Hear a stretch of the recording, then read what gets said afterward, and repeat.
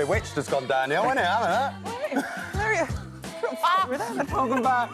Now listen, prepare for charisma, charm and good looks, because the search to find Mr. England, the nation's most desirable man, is now on. Yes, this August, single men will be strutting their stuff in a bid to clinch the crown and win the prestigious title. But it is a competition that's also been met with some criticism, with many questioning whether this form of beauty pageant is out of touch with the time. Well, we're joined now by 4 of the candidates vying for the title. Dill, a 26-year-old personal trainer. We've got 21-year-old Nathan, who's a sheep farmer. We've got Usman, a 24-year-old CEO, and Christian, a 25-year-old bodybuilder. Guys, welcome to the show. Thank you for coming on. Now, Dill, we're going to start with yourself. Of course. Because you're actually a bodybuilder, aren't you? I am, yes. So what is the main difference between competing for Mr. England and bodybuilding? Well, bodybuilding, you would have to carb up for a show. Normally, it's more about how big you are, how tight you can get, how much you can dry out. But with this, it's more about how you look and what an overall package you bring. So you're the whole package? Essentially, yes. Essentially. And am I right in saying this show had something to do with you actually applying for Mr. England? Absolutely. So what's the story there? Yeah, well, I have your show to thank, so...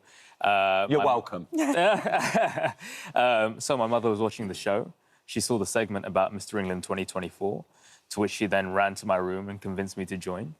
I did my own research into it, just to see what it was about. And upon doing my own research, I came to the realization that it was so much more than a pageant. It was about being a role model in society and upholding our country's great values. So that's what made me take the step. So that's what made you do it. It was this yes. show. Nathan, when it came to you, it was your mum and your mates that pushed you to do it. My mum and her mates. Oh, her mates? Yeah, they were just talking about it. They all around the kitchen table go on. Pretty much. And it's one of those things, like, obviously, I do wrestling, so, like, kind of makes sense in their heads that, oh, you should do gladiators, you should do this, you should do that. Yeah. And then they said you should do Mr. England. And I was like, let's do it, this is the one. And you're 21? I am 21. I mean, it's quite young, isn't it, to think I'm going to go on, like, quite a big stage and try and rep myself as Mr. England? I'm quite used to, like, the performing. So straight after this, actually, I've got to drive to Skegness to wrestle. I wonder. Kick-out wrestling Butlins. Oh, nice. Live. Nice. 8 p.m. if you... Live. Well, good luck, good luck. Now, Usman, I'm going to come to you because this is not your first rodeo, is it? You are very familiar with these pageants because you are Mr. Pakistan. Yes, I am. So you could potentially be Mr. Pakistan and Mr. England. Correct, yes. Do you get 2 passports for that? No, I think my British passport will be the best. No, I think just the British passport, the one I have now, will do. But yes, I've done it before. I've been a model for a very long time. I've been in it for a while. So I had the opportunity to go, experience something like this in Pakistan. My parents are from there. So I went over, thought, let's have some experience, and I managed to win it.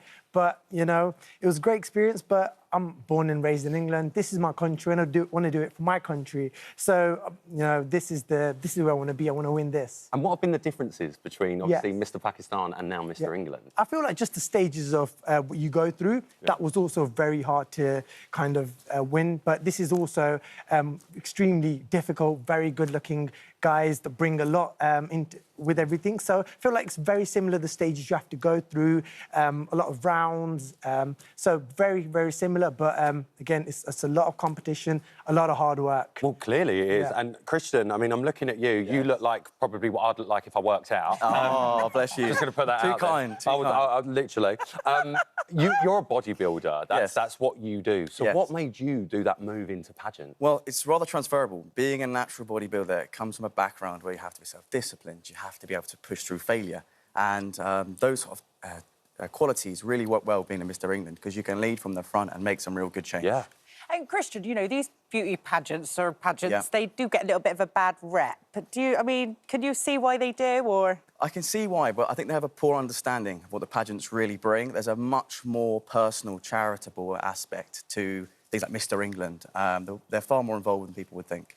It seems like the pageants have moved on. I mean, I know this sounds silly as a reference, but I remember watching Miss Congeniality. I know it's a film, it didn't really happen, but there was a lot of, like, supportiveness inside the sort of camp, if you like. So, like, between you guys, when it comes down to the rivalry, does it feel a little bit like that, Nath? Is there a little bit of, oh, he's got a bit of a better body than me, his arms are bigger than mine, his legs are this? I feel like I've been taking back a bit, really.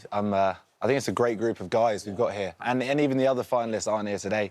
Like, it's all, you know, really stand-up blokes that really represent the country. And I think me and Christian, I feel a bromance brewing. Oh, Really enjoying this kind of you want to get involved now, don't you? Yeah. But they're guys. Oh, God. Well, winning is going to be an ethical aspect. I believe right now, at a time like this, with what's going on in this country and what's going on around the world, it's important that somebody represents and upholds the country, showcases its core values, which is unity, diversity, and equal opportunity. Well, this is the thing. It's not, you know, there'll be a lot of people at home that watch this and think, oh, it's just a beauty pageant, blokes with their tops off, giving it all this. Yeah. But it's not. I mean, the responsibilities, Usman, to be Mr. England, the winning is one thing, but then it's the baton that you carry for the following year. So what type of responsibilities would you have if you won Mr. England? Correct. It's, again, like you said, it's holding yourself and how what comes with it, the responsibilities as well. I mean, it's a great opportunity to have it. And then, of course, you can represent England in a great way. You can use it for the good stuff, you know, continue, like for myself, alongside modelling as well. So with fashion modelling, being Mr. England, I think I can take my career to a next stage. It will definitely help me achieve more. So it's definitely a great opportunity, great platform for all of us to be on. Do you know what I love about it? Is I personally don't think men get celebrated enough. And you're out there, you know, promoting men, celebrating men. So I think it's a fantastic thing for that. Do you think? Absolutely, yeah. I mean, I'm just fascinated by it all because I love that world of like pageantry and things like that. And I end up like watching videos on my phone. It's more so with females, but when it comes down to the men, it fascinates me even more because it's not that commonly heard of when it comes down to men entering a type of pageant. But Christian, for you, with being Mr. England, if you win the contest, what do you physically win apart from the title? Well, it's almost a whole job in itself. Right. It's a range of different great opportunities to really help and give back. So a lot of charitable aspect. And there's so much more people think than just being a good-looking man in a nice sash. It's far more than that. Can't forget the sash. Yeah. Can't forget. There's a scarf. Can we get a scarf? Do you get Mr. England scarf as well? Maybe a tiara. I got to ask, just in case Ryland wants to enter next year. I'm ready. I'm going to get down the old... What are your top tips for being a pageant king, Nath? I think you've got to think outside the box. I think, you know, there's a lot more to it than just being a stud now, you know. You can't just be a great-looking chap. I think you really need to... Oh, I might have been a chance then. Well, I think, myself, I sort of launched my own calendar recently. Ooh. I think it really helps. And I think that's the thing. And also the charitable aspect, because the Mr. England competition's coupled up with Balls to Cancer this year. Brilliant. So they've given us such a great opportunity as one of our tasks is to raise money for them. So I know Christian has done some fantastic things. Thank you for that layup. And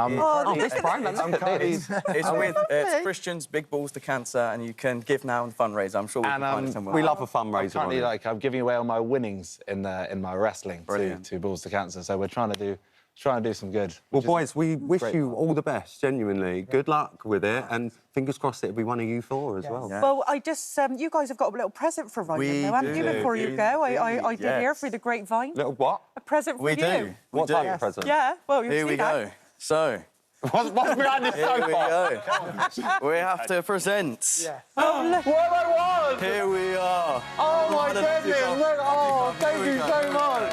Oh, thank you! Oh! Oh, thank you! The one and only. Thank you so much! It's not a Mr. England, it's a Mr. Ryland. Oh, thank you so much! Oh, I want to thank my parents, my mum. I want to thank my brother. I want to thank you, Joe. Thank you so much. This means the world. And I just want to say, together, we are unstoppable. Yeah. Thank you.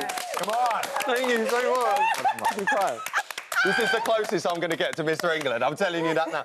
Boys, thank you so much. Give it up for our Mr. England finalists. Well done. Thank you.